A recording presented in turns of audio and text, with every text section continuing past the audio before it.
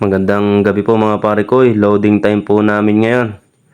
Yan po, nagbababa po ng crates na may sisiw at nilalagay po yan dun sa loob ng building namin.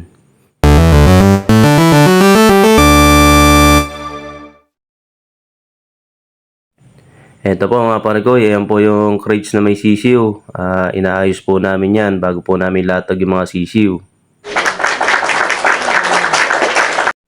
Ito po mga pare ko, yan po ang mga sisiw. Tinatanggal na nila sa crates. Pinipilian po muna nila ng mga mortality yan at ng mga reject bago po nila ilagay sa brooding area namin.